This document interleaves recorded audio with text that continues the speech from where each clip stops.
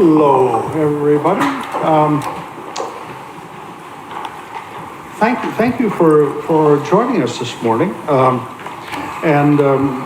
want to say welcome to the physicals and welcome to the virtuals. We've got a big virtual audience, but we've got a nice, very attentive physical audience, and I think this is going to make for a very good session. And I was just talking with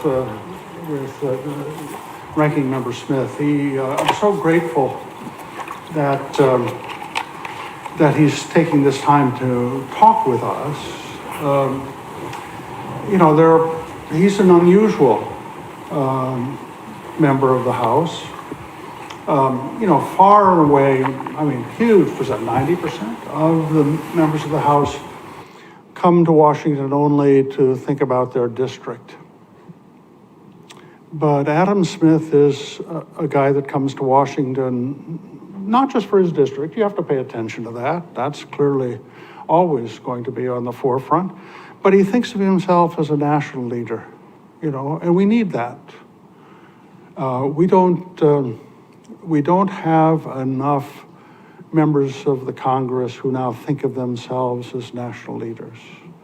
And we're very fortunate that Adam Smith does, and he's acted on that. He took a delegation to China on public health matters, and this is tough, when you think about it, because there's still an awful lot of members of the Congress and the American public that want to blame China for COVID, and that would, we can spend all our time being angry, but we're not going to get a goddamn thing done if that's what we do. And I think it was Chairman Smith that saw the opportunity to have a substantive, serious conversation with the Chinese on public health matters. And in our very brief conversation, he said he was welcomed by the Chinese in this conversation. And I think we should all be approaching a discussion with China on a serious way. It's a very big and important country.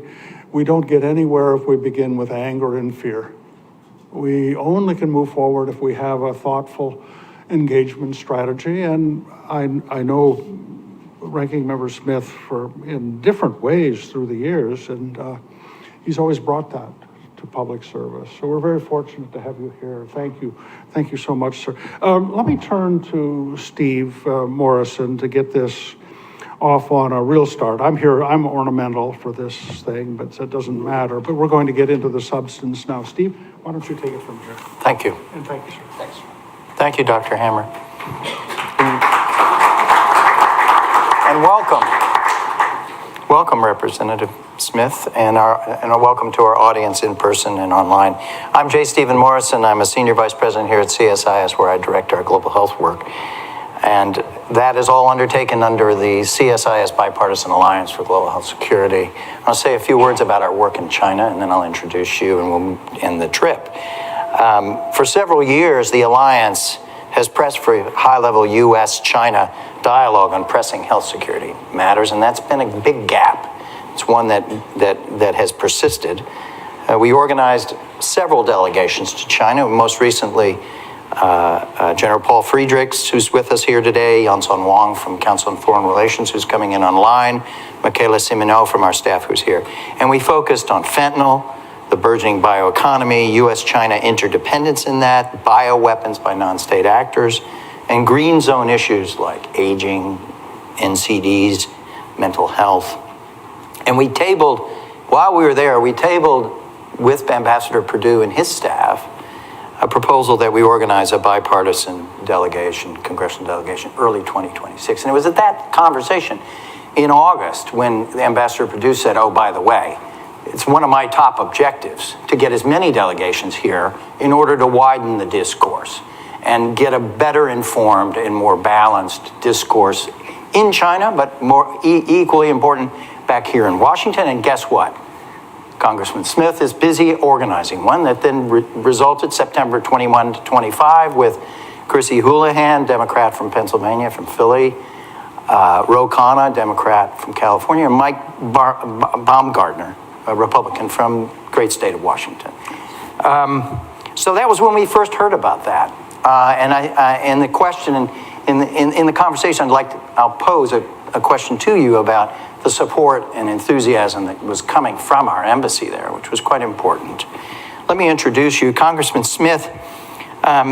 Congratulations on the trip.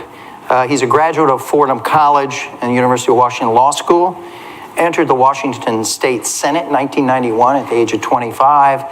Entered the House of Representatives in 1996. And since 2010, so for the last 15 years, has been the highest ranking Democrat on the House Armed Services Committee, either as chair or as a ranking minority. A few words on your delegation trip before we jump in. September 21 to 25, you were in both Beijing and Shanghai. Yeah. First House delegation to China since 2019. Senator Schumer had a Senate delegation 2023, and Senator Daines had done a solo trip last year. But just by point of comparison, back in 2010, if you looked at the calendar, there were no fewer than 6 House delegations going to China per year. And so to have 0 between 2019 and September of this year was a pretty telling indication of the degree to which dialogue and contact had deteriorated. You covered a broad range of issues. We went there with mill-to-mill dialogue as a central preoccupation. You discussed Taiwan, tariffs and trade, fentanyl and public health crises, critical minerals. Interestingly, you tabled a number of ideas about how to update the management of the global economy that's changed so much in these last years. The access you had was pretty startling, I thought. Premier Li Qiang, the #2 official in China, Vice Premier Hu Lifeng, who heads the negotiations over trade and tariffs, Foreign Minister Wang Yi, Defense Minister Dong Jun, and the chair of the National People's Congress and the vice chair of the Foreign Affairs Committee of that Congress. So they rolled out the carpet for your delegation. We'll talk a little bit about that. We're not quite like Trump did for Putin, but yes, something along those lines. We will open up the conversation for the last 15 minutes of the hour to hear from you. Just put your hand up. We'll bring a microphone to you, and we'll bundle together three or four comments and remarks. So thank you again. Let's start with the big picture. Tell us a bit about the purposes of the trip, and tell us a bit about the big picture of what was achieved in this. Sure. Well, in my view, and in most people's view, the most consequential bilateral relationship in the world now and likely for decades to come is between the U.S. and China. And it's not in a good place. There are considerable differences of opinion, a lot of conflict, and very, very little dialogue. And my general premise is, when I look around the political establishment, the policy establishment in D.C. and much of the United States, the focus is on how do we beat China. Everybody's got an idea for how, some piece of legislation or policy for how to get ahead of China, how to win in that conflict. And it occurred to me a while ago that what we really need is a plan for coexisting with China. Now, please don't misunderstand. We have to compete with them. We do. And they're doing a whole lot of things that are extraordinarily problematic that we need to figure out how to deal with. But this notion that somehow it is a zero-sum game, this sort of legacy of the new American century and the neoconservative movement circa the mid-90s that imagined that the world will only be a good place if the U.S. remains the sole dominant power in it, and we make sure, quote, there is no peer competitor. I've always thought that was idiotic. That just does not reflect the world we live in today. It is a multipolar world with a lot of different power centers, and China is certainly one of them. So approaching our policy with China like we have to win is wrong. We have to figure out how to coexist. There's a whole bunch of different issues involved in that. But at the top of it, we got to be talking to them. I believe in dialogue. It's one of, well, I was going to say it's one of the rare things that I agree with Donald Trump on, Of course, the funny thing is, Trump will talk to Xi, he'll talk to Hamas, he'll talk to Kim Jong-un, he just won't talk to Democrats. So apparently there's a limitation on his view of having negotiations with everybody, but I do think we need to be out there and talking. And look, China's a big part of the problem too. I mean, I can be critical, as I just was, of U.S. being too aggressive, too conflict-focused in our dialogue. But my gosh, look at the way China has dealt with it, certainly for the last 7 or 8 years. The first time I went to the Shangri-La dialogues was in 2019. It's all the defense ministers from Asia. The U.S. is there as well. And when the defense minister at the time for China gave his speech, it was Khrushchev pounding a shoe on the table. We shall bury you. You are the worst country in the world. And blah, blah, blah, blah. I was like, yeah. So China's been a little overly aggressive as well. And so my message is basically simple. You're not going anywhere. We're not going anywhere. Let's get rid of this whole late stage capitalist, Marxist, Leninist BS, and understand that we are going to be the 2 most major powers in the world for some time to see. It's a great disservice to each other and to the planet if we don't sort of take a step back and figure out how to have a conversation. And I will say, to your point and to John's point earlier, I think in the last couple of years, China has slowly begun to see it at least somewhat similarly. It's, 2 steps forward, 2 steps back kind of thing. They're still the belligerents, don't get me wrong, but they were very anxious to have a bipartisan delegation of Congress there, because I think they want to try to find a way to get to a better relationship, as do I and many other people in our country. So you were surprised by the reception? Or you were expecting this reception? If you told me I'd gotten that reception 6 months ago, yeah, I would have been surprised. I wasn't surprised just because I had 2 dinners with the Chinese ambassador to the U.S. here, long conversations and arguments and everything. And, we built a relationship. And also I had spoken to Ambassador Perdue, who, by the way, is doing a spectacular job. He and his team in Beijing are representing us very, very well. He hosted a dinner for you. Yes, yeah, and he was with us for pretty much the whole time we were in Beijing. And he was very focused on opening up that dialogue. So based on that, I wasn't surprised by the reception we got. But like I said, before those relationships developed, I would have been surprised because it had been somewhat of a combative relationship. Now, lest you think I'm naive, and I think we're going to get into this in detail, there's a lot to work out. It's not just a matter of, let's just talk, we're good, everything's fine. Now, we got a couple issues, but step 1 is have a dialogue about it and come at it from the standpoint of, we're both going to be here. There's going to be some competition, a bunch of different things, but let's stop with this. I'm going to beat you, I'm going to beat you. We're both going to be here. How do we make that work? So say a bit more about the tough issues. I mean, you brought to these conversations a certain tough-minded but respectful and candid set of opinions and messages to the Chinese, and they listened. Tell us a bit about, let's walk through what the most critical mill issues, Taiwan, tariffs and trade, fentanyl. Why don't you just give us a bit of a insight into how you framed up your remarks on those? Yeah, I think that the toughest issues, number 1, is the economic relationship. Mm-hmm. And the way I framed it in one of my conversations, I think it was with the mayor of Shanghai, was the rules-based international order is a good thing, and China benefits a great deal from that. Now, admittedly, we formed that for the most part. Post-World War II, we had an enormous amount of power, and we put a lot of rules in place, did a lot of things, and certainly some of them were to our advantage. But to get China to recognize, well, let me take a step back for a second. The national security challenge that we have in the U.S., and this became such a thing that we had a contest to come up with an acronym for it, but China, Russia, Iran, North Korea, and terrorist groups like Al-Qaeda and ISIS. All of those groups have one thing in common. They want the U.S. to be weaker. They have a lot of differences of opinion, but they all feel like the U.S. has too much power in the world, and our power impedes their ability to do what they want to do. And increasingly, as we've seen, they've found common cause around that central premise. How do we weaken the U.S.? Now, the thing I find interesting about it is, of all of those groups that I just mentioned, China is distinct in the sense that they have benefited almost as much as we have from that global international order that we built. They are a global power with a massive economy that's taken some, 400 million people out of poverty.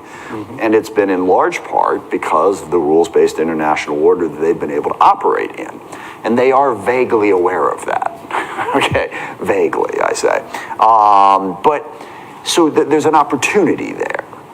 And the reasonable part of it that I said was, that order was built in the 40s, 50s, and 60s. China's an entirely different country now than they were then, and it is not unreasonable of them to say, hey, maybe we can restructure that a little bit to reflect the change in the power dynamics. That's fine, but the problem is they are hyper-aggressive and they cheat a lot, all right? They steal a lot of IP. They have endless non-tariff barriers. They're screwing with us on cyber. They're spying on us and doing. And I am an excessively practical person who understands how humans operate. Saying in the relationship, you must never cheat or steal or spy on us. No, it's going to happen, but you got to get it to the point where it's within reasonable parameters. And what China's doing to us right now is not within reasonable parameters. One major issue is, just our embassy officials in China being able to freely operate, and not have, China spying on them, constantly undermining everything. It's off the charts. It's even beyond what was going on in the Cold War Soviet era. So problem number one is, okay, you want to come into the global system here and you want rules that are better to you. Well, you got to play by a couple of them too. And the non-tariff barriers are a major, major problem. And then also their desire to sort of get a monopoly in certain industries. This is a huge problem with the rare earth issue. Right. Okay, we went to China back in the early 2000s, and that wound up being the rare earth place, and they processed them all. We're trying to get out of that, and China's undermining every effort to develop rare earths elsewhere. It's very anti-competitive. So the economic issues are one basket. The second big issue is their extended idea of their sovereignty, which is causing major, major problems right now. In the Philippines, certainly Japan, and I'm not even talking about Taiwan for the moment. I'm talking about the territorial claims, the Spratly Island, all of that. And they are really pushing the envelope on bullying their neighbors over their sovereign territory. And one of the conversations I always come back to, I forget which person I was meeting with when this came up, but they were explaining, I think it was the defense minister, and he was explaining in elaborate detail why they had a rightful claim, Scarborough Shoal, I think, whatever it's called, in the Philippines, based on, at the end of World War II, there had been this conversation, about, okay, Japan's retreating, who gets what? And they felt like at some meeting somewhere, sometime, they were promised this and they didn't get it. And he's making the whole argument, and I literally said, you have to know me to appreciate this, but I said, as he's making the argument, I said, so what? Okay. Oh yeah, it's like, let's say you're right. Who cares? China is now a global power. I had this analogy that came up. You're not the kid getting the sand kicked in his face on the beach anymore, all right? You went to the gym, you bulked up, you're a legitimate power. You don't need to be flexing all the time to prove that you're strong. You are strong. And now you are risking a major international incident, something that's going to upset, all manner of different issues, just to prove you're tough.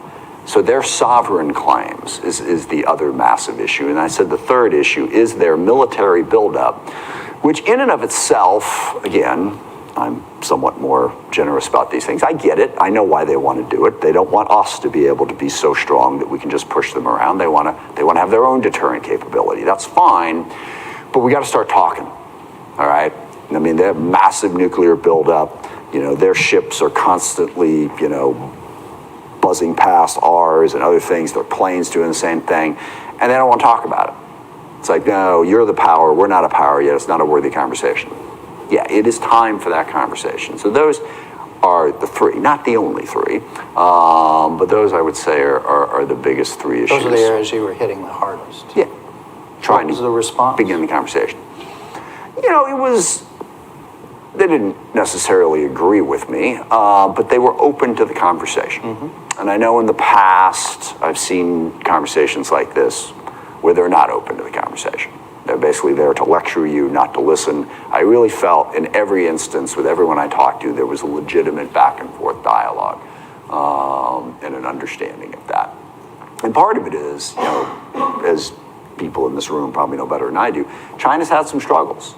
Their notion that they were ascendant and everything was going to be great, their economy, they've got, youth unemployment, they've got a massive real estate bubble, and I think they finally realized that being part of the global community is arguably more advantageous than trying to figure out how to become the dominant power in the world. Now, there's a lag time on that, right? That's still very much a part of their ideology and a part of how they talk about things, but I think it's starting to occur to them that they might need to adjust that slightly. Did you address the issue of their being so exceedingly dependent on export markets and their own domestic consumer market being relatively weak, and their consumers themselves being so afraid, their citizens being so afraid of the insecurity of retirement and the like, that they're saving? I mean, the structure of their economy is one that leads to these enormous tensions around flooding markets. Yeah, and this, gets into a complex economic conversation that goes over my head a little bit in terms of how much manufacturing there should be. But yeah, and that's, I did sort of mention it as part of, here's why it makes sense for you to interact and to allow more imports and to take a slightly different view of the future going forward. But more than anything, like I said, we have to get off of this it's them or us mentality, and so do they. Yeah.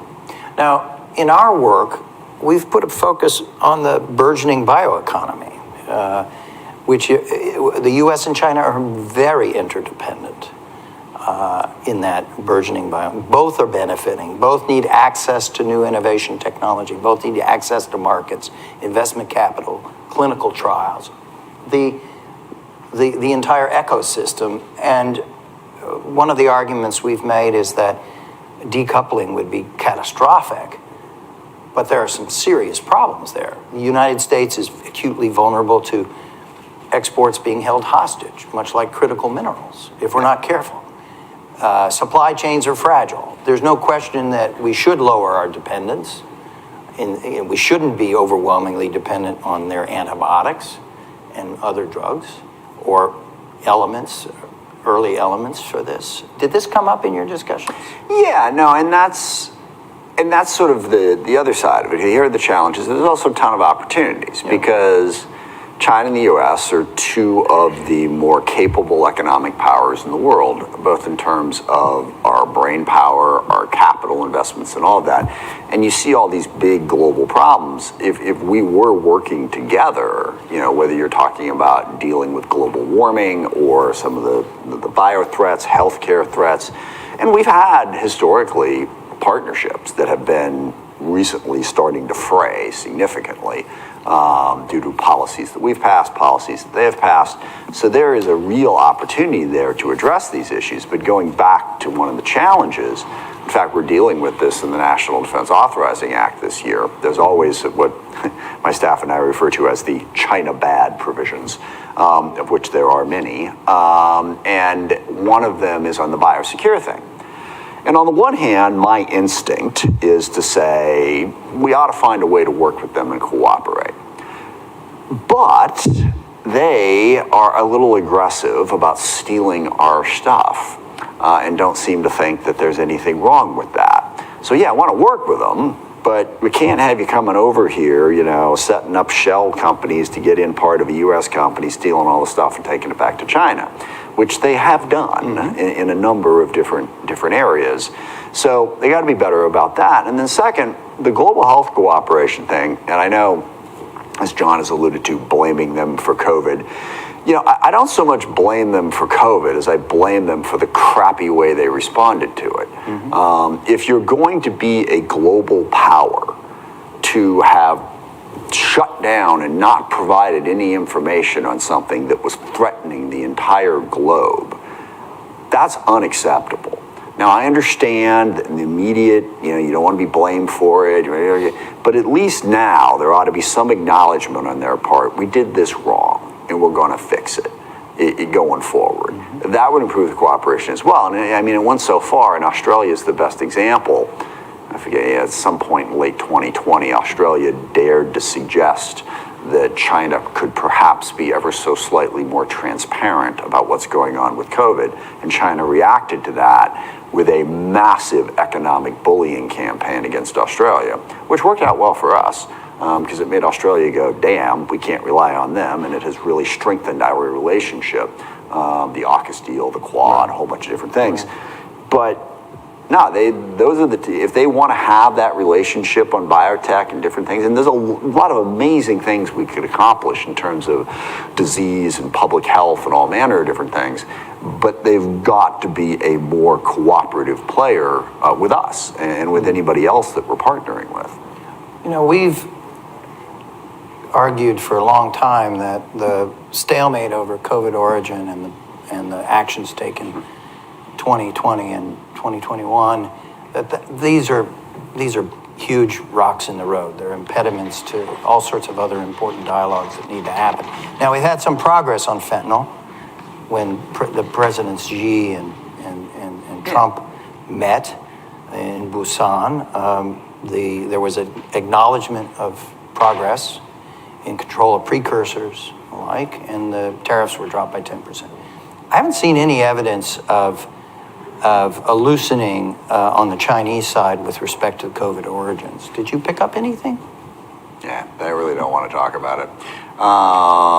But yeah, the fentanyl stuff, I've got there actually is positive agreement to be made. Say a bit more about that. Well, Ambassador Perdue has been really involved in that and pushing that because, we put the 20%, and Lord knows why Trump puts tariffs on people. Part of his charm is you never know exactly why he does things. But ostensibly, if you can sort of take it at face value, the 20% tariff is about fentanyl. Well, if China agrees to stop the precursors of fentanyl, then we should take the tariff off. And Trump's initial instinct was, no, you have to do that, and we'll keep the tariff. Like, yeah, that doesn't work. So the sort of half now, half after you finish the job sort of approach, right. I think it was a significant positive step. And my sense was that China, and I know there's these dark conspiracy theories amongst that China's doing this on purpose because they want to kill us and they want to send it all there. I don't think that's the case. I think there is a deal to be made there that could really have a significant impact on fentanyl in the U.S. and in the world.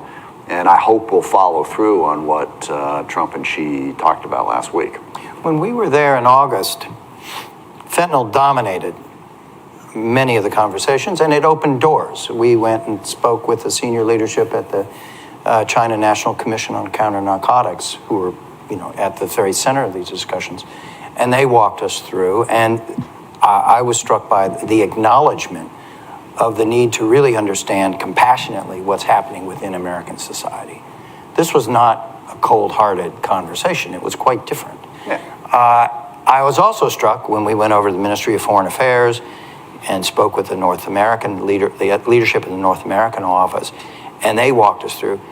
Their argument was, we get this, and we're taking this seriously, and we're working on this, and we we acknowledge the gravity of this and the need, the urgency of it, and we're the problem we face is the political sequencing, the way in which, in other words, they were saying we have a deal.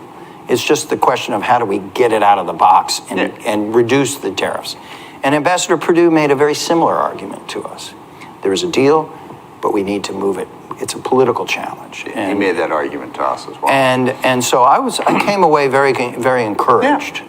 Very encouraged by that. Well, and that's sort of where we have to get on all of this is, move away from the 2019 we will bury you sort of conversation to, we got some things we can work out, not from a naive, blind spot. I mean, there's certain competition issues back and forth, but at least start to have a more respectful dialogue and try to create the framework, both in the U.S. and China and frankly globally, that imagines a world where both China and the US are reasonably healthy global powers, and it's okay.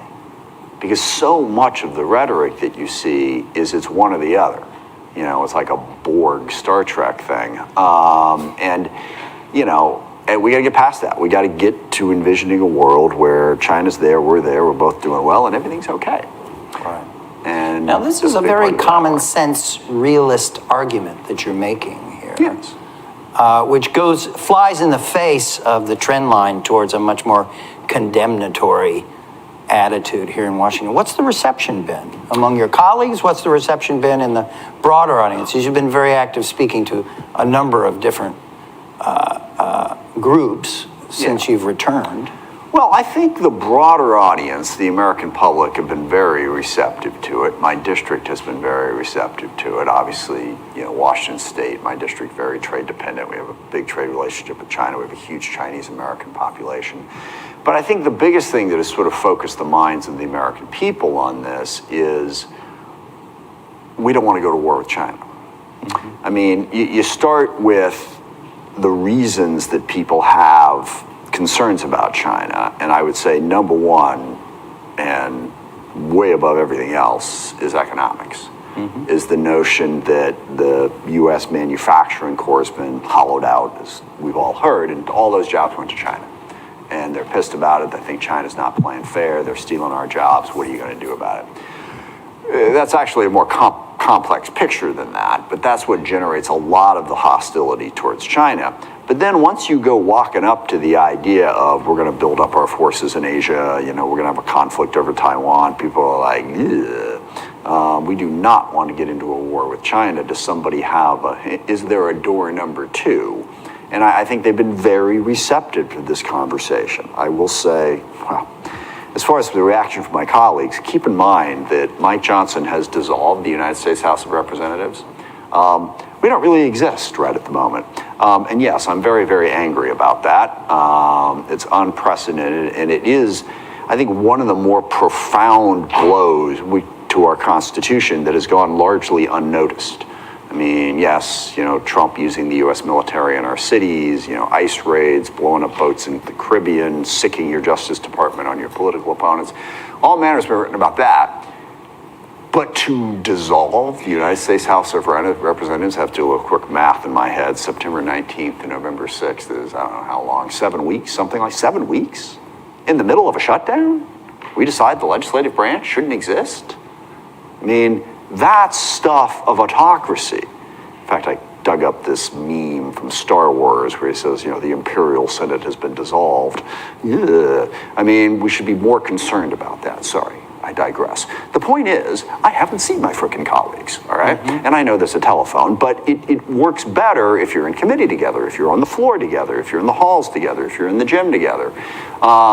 So I do think that our trip and the results from it has made some of the more China-bashing people think, So I think there's an openness to it. Mm-hmm. Now, we need to get back in session. The China Select Committee, as you know, has basically been a China-bashing committee. That's what they've been, period. Is that going to evolve?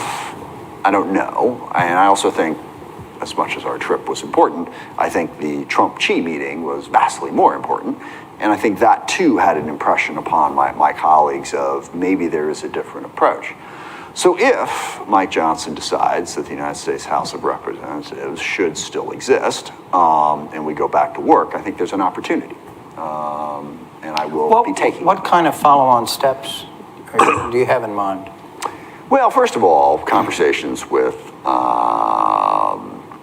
Molinar and Raj. I'm sorry, I struggle pronouncing the last name, on the select committee, talk to them and see how we can do that. And I think it'd be good also to really encourage other members to go.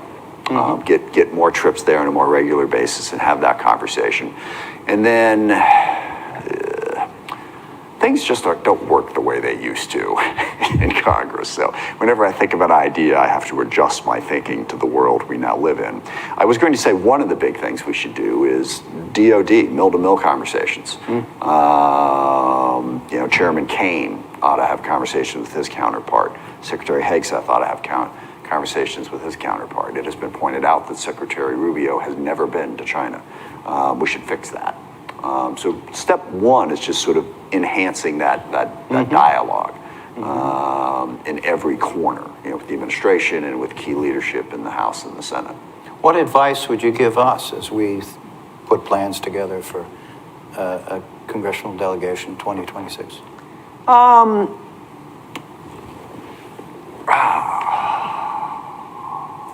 don't know that I have any specific advice. I think it's fairly obvious and straightforward. Make sure it's bipartisan, of course. I guess the other thing that I do worry about is I can certainly see some members of Congress going to China just to bang their shoe on the table and yell at them. That probably wouldn't be helpful. So be somewhat selective in who it is that you try to bring over there and make sure it's positive. You were successful in enlisting Mike Baumgartner. Yeah, he's thoughtful. And he has not guy. suffered the consequences, any negative consequences of this travel. Not that I'm aware of, no. So he's a really smart guy. He's got a lot of international experience from his time before he was in Congress. So that was very helpful. Yeah, making it bipartisan and having thoughtful members who want to engage, I think would be the most useful approach. So say a bit more about what you think came out of the recent meetings of Presidents Xi and Trump. I mean, in Busan, there was a trade truce, suspend for 1 year the China controls over critical minerals. You had the fentanyl agreement, 10% drop of tariffs, purchase of U.S. soybeans, Trump pledging to go to China in April and Xi sometime later.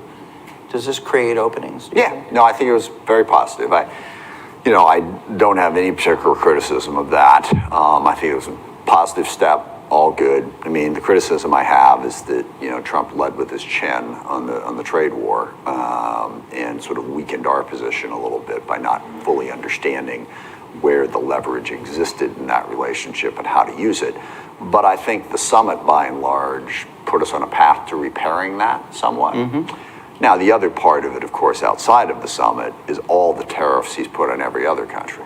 If we're going to effectively, A, compete with China, B, convince China that they need to cooperate with us a little bit more, we're going to need other options. And if you're smacking around every other country in the world, I mean, where are your allies? Yeah, well, but also the economics of this, and this had been happening for the last 4 or 5 years, well, ever since Trump won, and then Biden continued it, when there was a change in the structure of some of the tariffs, there was more pressure being put on China. I'm a de-risking, not a decoupling guy. So the de-risking, I think, was happening. And I know some manufacturing companies that had been, and we all do, they were all in China, now they're in Malaysia, they're in Vietnam, they're in Mexico, they're moving out. But then the tariffs came in on all those other countries, and they were like, I know one company in particular that a good friend of mine from high school works for that makes snowboards, and they were all in China. They were in the U.S. for a while, and then they moved into China with the great migration, if you will. And then it's like, well, okay, we're going to readjust. And then I forget where they were. I think it was Vietnam, wherever. And it's like, and now because of the tariffs, that model doesn't work. So they're going back to China. Okay, So we do need to look at this in a broader alliance structure. And this is what concerns me about Trump's approach to tariffs. I think Trump's approach to tariffs is really more about his personal power than it is about any grand strategy. Trump likes the idea that if a country in the world does something he doesn't like, he can slap a tariff on them. Is that part of a strategic economic plan for the U.S., or is that for the sake of Trump's ego? I mean, he put the 50% tariff on Brazil because he didn't like the way they were treating Bolsonaro. And that affects the rest of us how exactly? He put the 50% tariff on India because he didn't like that Modi wasn't giving him credit that he didn't deserve for ending the conflict between Pakistan and India. And what the hell is that? And no, I don't buy he did it because India is buying Russian oil. That doesn't make any sense at all for a wide variety of reasons. So the arbitrary and capricious nature of those tariffs, I believe, is undermining our broader economic strategy with regard to China and, frankly, just the world in general. Let's open things and hear from our audience. There's a microphone that can be brought to you. Please put your hand up and let's hear from several people. Eno Ebong is here, Congressman, who's the president of the Department of Global Development here. We've restructured in the last year.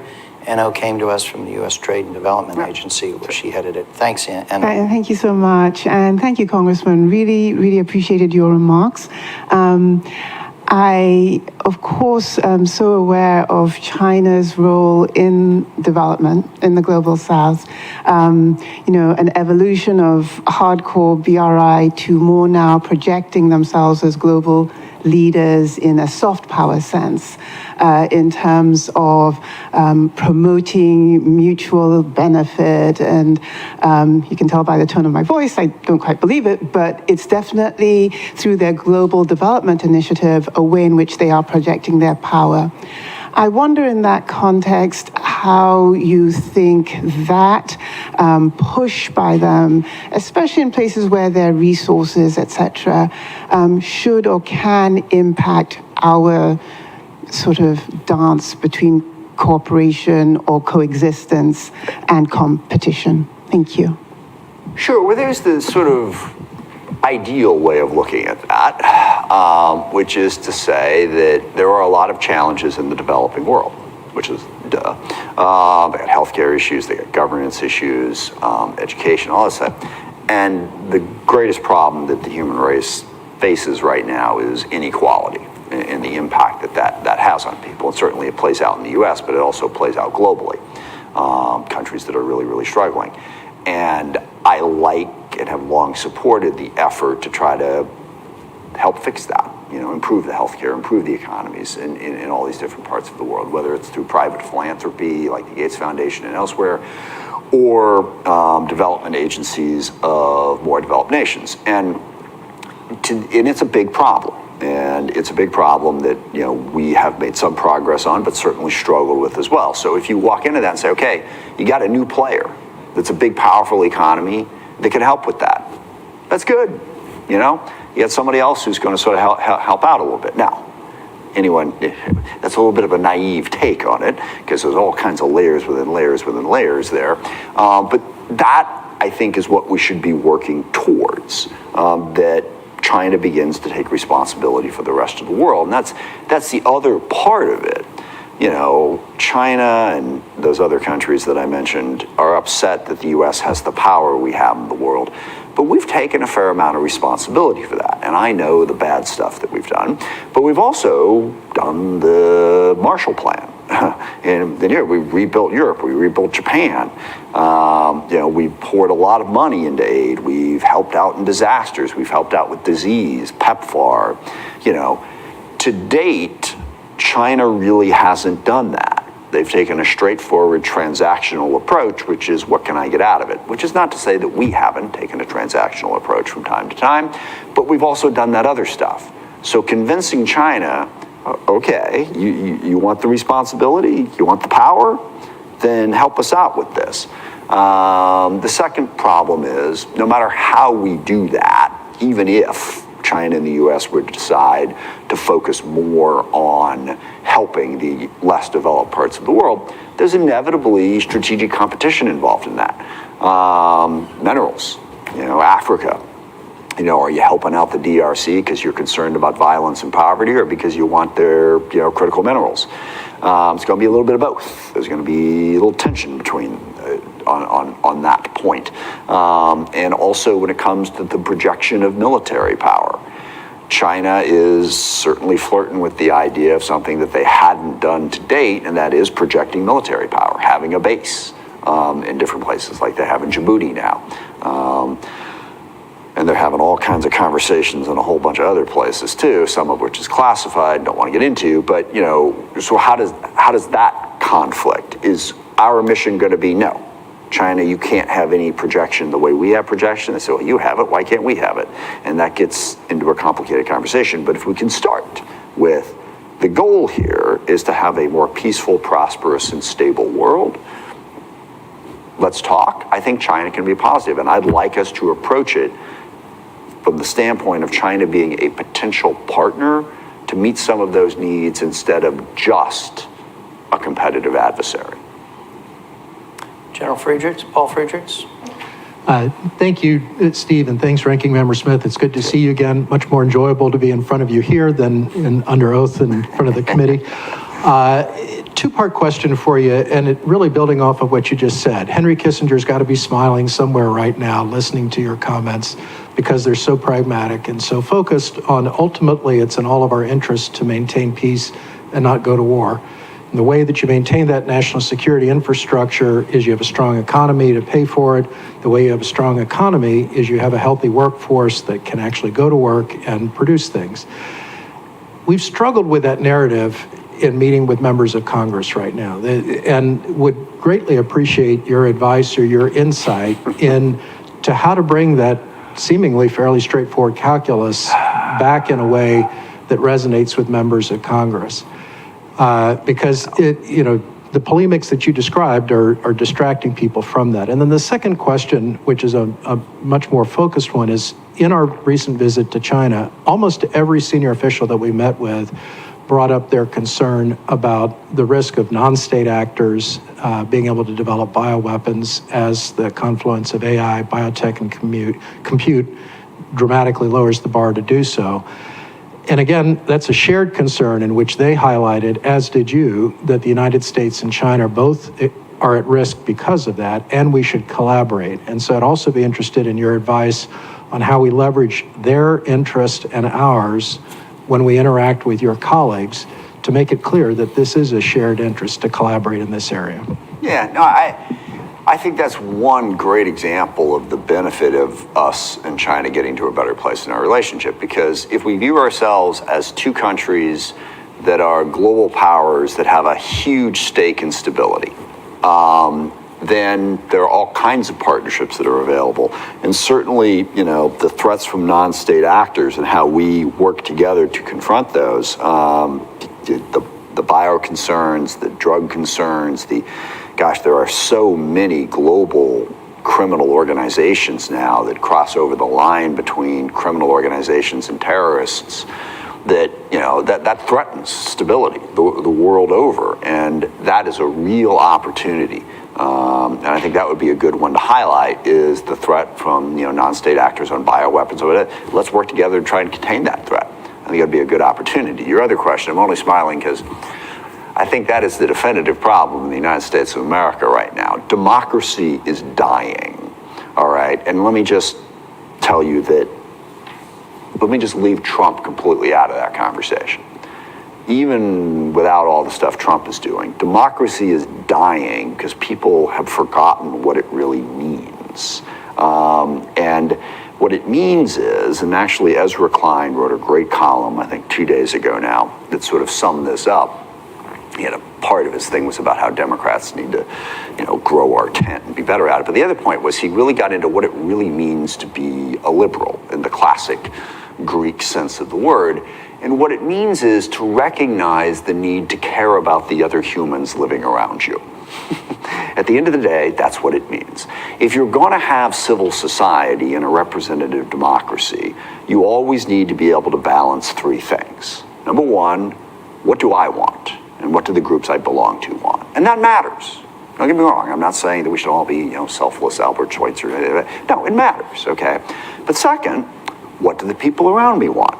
And third, what's in the best interest of society? And for a variety of different reasons, we have slowly but surely been moving ourselves down to, no, it's what I want.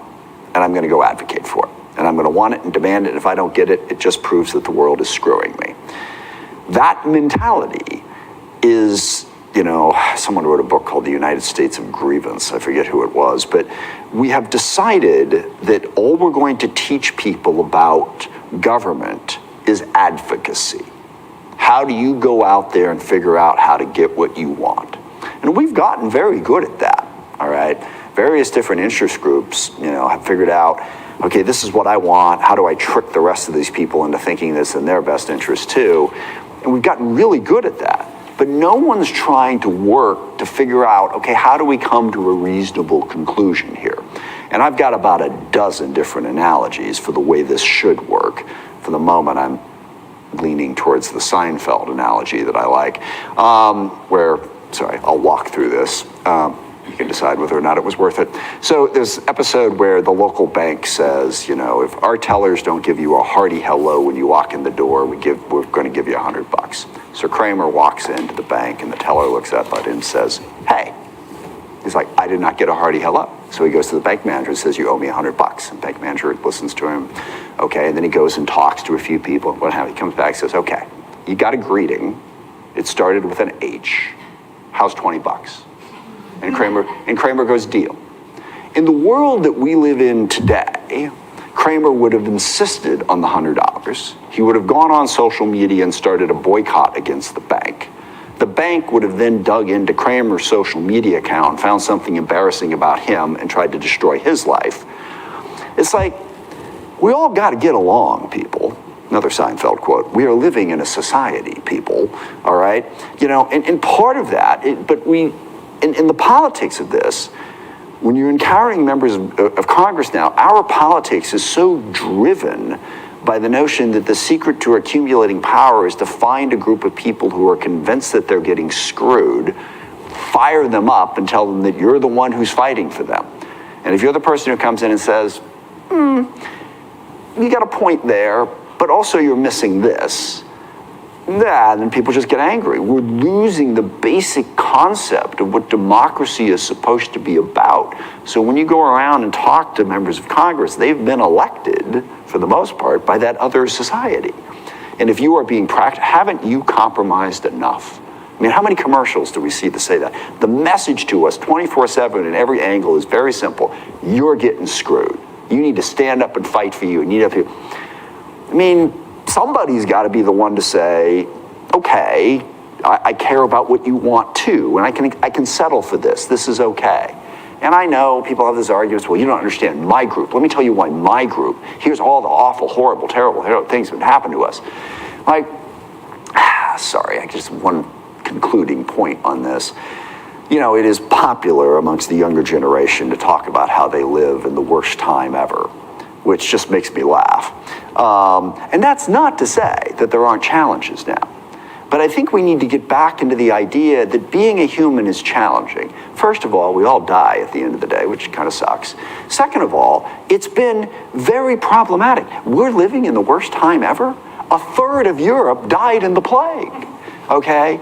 There was the Great Depression. There have been world wars. Prior to like 100 years ago, the odds of you getting to 18, period, let alone whether you could buy a house or not, were 1 in 3. All right? And this is the worst time ever? We have lost all perspective about the challenges of human beings, and and when that happens, when you're in a desperate situation, you're like, I got to look after myself. That's it. That's all I got. Myself, my family, that's what I get. That's why I hate Yellowstone and that whole way of looking at things. That's a segue that isn't worth getting into. But if you basically say, we've got to get back to the point where democracy and civil society recognizes that we need to care about the people around us. And part of that is getting over our own insecurities. Because most people would tell me, I can't afford to care about other people. I got too much to worry about myself. Do you really? And also, by the way, you'll have a lot more to worry about if everybody around you wants to kill you. Okay? So maybe there'll be some way to get them to calm down a little bit, and then you'll be better off than you think you are. I could write a book about this, so I'll stop now. But that's the challenge, and that gets at the core of what representative democracy and the Enlightenment are supposed to be about, and we are killing it day in and day out. Sorry. We have with us this morning Marta Woshinska from Brookings, who's an expert on medical supply chains and done some brilliant work on China. Marta, thank you so much for joining us. Thank you so much, and thanks for the opportunity.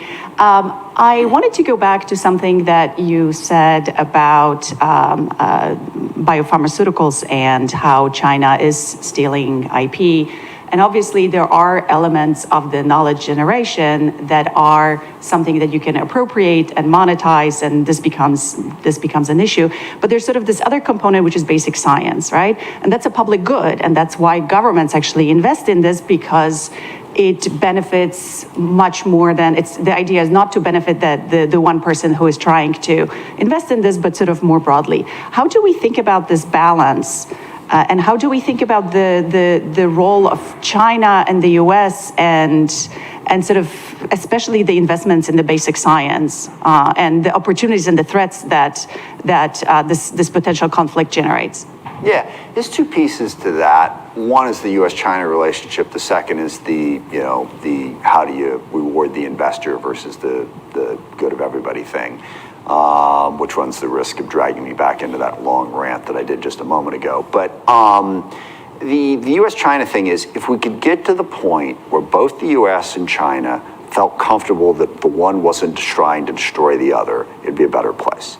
Because that's part of the Biosecure Act that we're dealing with in the NDAA is, look, if China's really convinced that this whole, late stage capitalism, U.S. is going down and we're going to replace them, then having them messing around with our bio stuff here domestically is probably not a good idea. So we need to get some reassurance, which is why the meetings, the conversations, the understandings are so important. Because then, yes, it could, we could work together and really make that happen. And then the other part of it is, you need to have a return on investment. You do, all right? So it is a public good, but incentivizing people to go have these discoveries in drugs and biology and all of that because they're going to make money on the end of it is good. But now that we've gotten to the point where you cannot possibly make enough money, I mean, so I was hearing the story today about Elon Musk getting, a compensation package worth $1 trillion because if he doesn't get it, he might leave. And go frickin' where? I mean, where else? And you need $1 trillion? It's not to analogize things to sports, but just a quick thing. So listen in, and this is very niche, so I apologize in advance, but it will make sense at the end of it. Listen in to Jamar Chase and all these other people complain about how Cincinnati's defense sucks. Well, maybe if you didn't think that you had to be the highest paid player at your position before you would stay there, maybe if you shared a little bit with everybody else, your defense wouldn't suck. Okay, so very niche, I'm a fantasy football guy. But anyway, there's this notion that I gotta grab it all, it's like, you're making enough. And the pharmaceutical industry is making enough, all right? They could, be a little bit more willing to allow not to grab up all the profits, charge people so much, so that we can make further advances. I think we're out of balance in that regard. And certainly I'm not a socialist, because I think you need to make these investments. But I think we've gotten out of balance. And it's because people are convinced that they got to grab as much as they can possibly grab.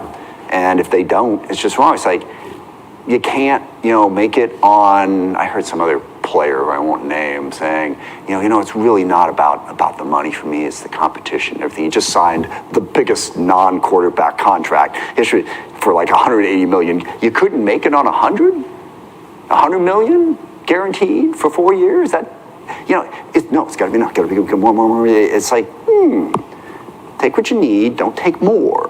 We've sort of lost that concept, and that it's hurting us in some of the pharmaceutical investments and the things that we're doing. Sorry. Kids are asking really good questions. Do we have any other questions? Is there a hand up? Ooh. I think we're at the end of our hour here. Sure. I want to offer special thanks to Tracy Manzer and your staff, Brian Garrett from HASC, who helped you with the HASC team is amazing and outstanding and incredible. It's the greatest thing about my job is getting to work with them. So, well, they were both, Tracy and Brian, have been enormously helpful. Chloe Himmel and her colleagues, Christian and Shivani, both special thanks to them pulling this all together. Arturo Munoz and Eric Ruditsky on our production team doing the broadcast. And again, Michaela, Sophia Hirschfield, Caitlin Noe, and all the work that they did. A lot of people helped us put this all together today. We're very grateful that you came and spent this hour with us, Congressman. Thank you. I enjoyed the conversation. Thank you.